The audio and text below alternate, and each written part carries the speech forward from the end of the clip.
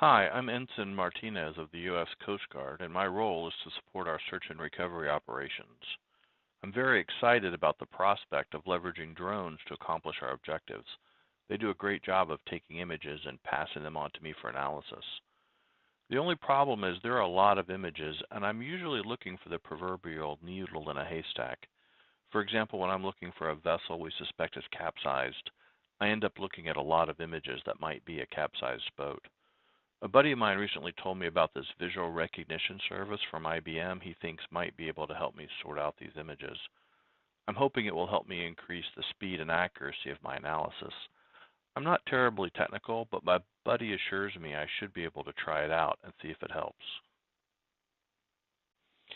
So in order to try out this visual recognition service, I've signed up for a free IBM Cloud account.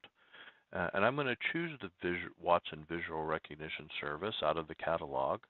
And my free account gives me one free version of this light plan. So I'm going to click the Create Service button to create the service that I'm going to try. And I see that my service got created. There's some credentials that I could use to access it programmatically. But I'm going to just use the tooling that's available right here out of the box. So when I click the button to launch the tooling, oh yeah, it looks like there's several classifiers already provided for me. But the one I'm interested in doing is looking for capsized vessels. So I don't think any of these are going to work, or I could certainly improve upon them. So I'm going to create a custom model to do this. And it's going to ask me for what's the name of my project. I'm going to say capsized boats. I'll leave the description blank for now. And it's going to associate, yeah, there we go, this visual recognition service with this project. So I'm going to create the project to go along with the service. And there it puts me into the tool to do this. I'm going to change the name here. Let's call this capsized boats. And previously I had collected some images just off the internet that I'm going to use to train the visual recognition service. So I'm going to drag these zip files here into my project. There's 4 of them. One of them is a collection of images of capsized boats. One of them is a collection of not capsized boats. These are boats that are how you would expect to find them out in the ocean. And then I also have a collection of images of whales and one of just debris because I want to be able to sort all those out. So let's choose the debris and the whales and the capsized boat collections of files, and let's add them to the model that I just created. So far this looks pretty straightforward. So I've got 3 data sets so far. And it's worth pointing out that I didn't spend a lot of time collecting a tremendous amount of data.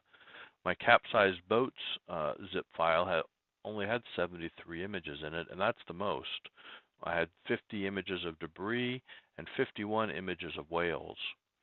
While these images are being uploaded, let's just rename these classes because I don't really want them named the same thing as my zip files were. Let's just get rid of the name off of the zip off the end of these class names. Let's do this one also. Let's just call this one capsized boats.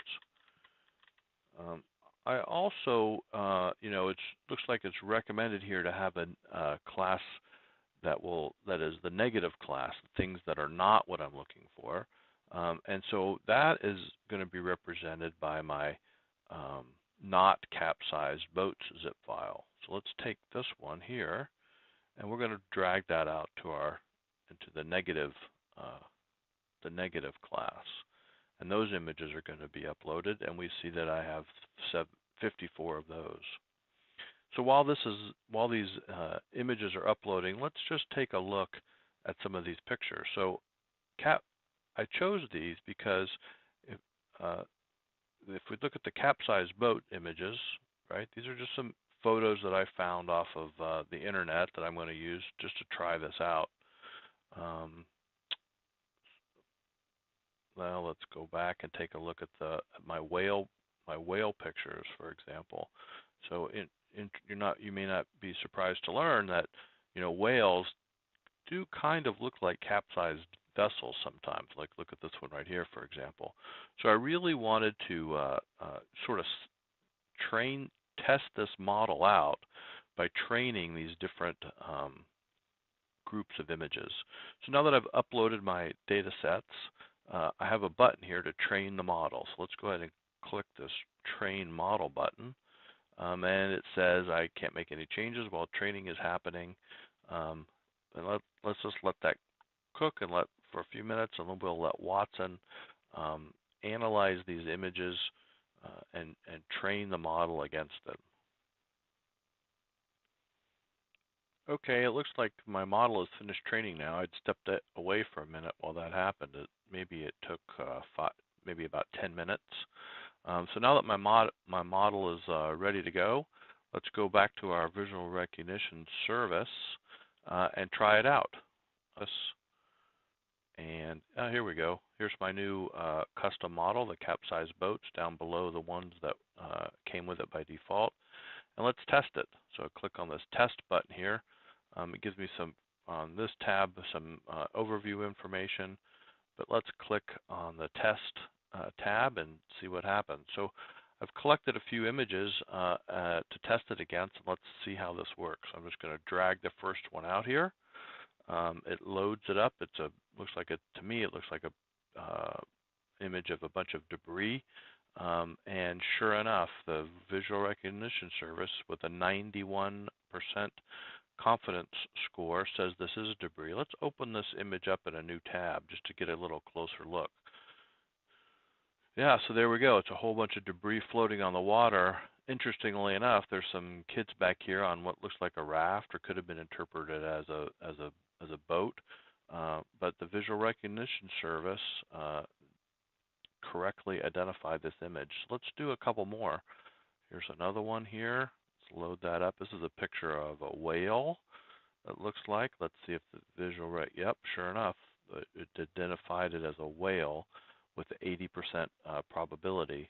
Let's do a few more of these. This is kind of fun. So here's just a simple image of a boat that I found on the internet, and it wasn't categorized as anything, right? It wasn't a capsized boat or debris or a whale at all. So let's just keep going and see what we got here. Oh, here's one of a boat half under the water. Let's see what Watson says about this. Yeah, look at that. It identified that as with a 75% probability of it being a capsized vessel, and that's a pretty good test. Let's just do a couple more here. Oh, here's a picture of a whale, another one, and with an 88% confidence score. Watson thinks that's a whale. Let's do another one. Here's a bunch of debris, it looks like, and sure enough, Watson says with a 91% confidence that is debris. Let me just drag. I've got several more. Let's drag them all out here at once. Let the Visual Recognition Service churn away at those and see what we get. Here's one. This is a picture of two guys in a boat, and Watson thinks maybe with a 38% that's a capsized boat. So that might be one worth picking out. It's certainly not a high score, but it's something I could put back into the model and says, no, that is a negative image. It's not a capsized vessel, and Watson will get a little bit better over time. Here's a good one. This one with only a 13% chance of a capsized boat, and it's a boat kind of going through the waves. There's a high probability that's a capsized vessel.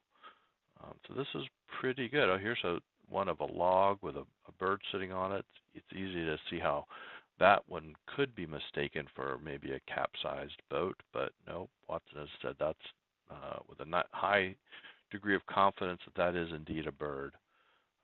So these are all fantastic. Now, actually, I could use this built-in tool to maybe help me filter these down to just the capsized vessels.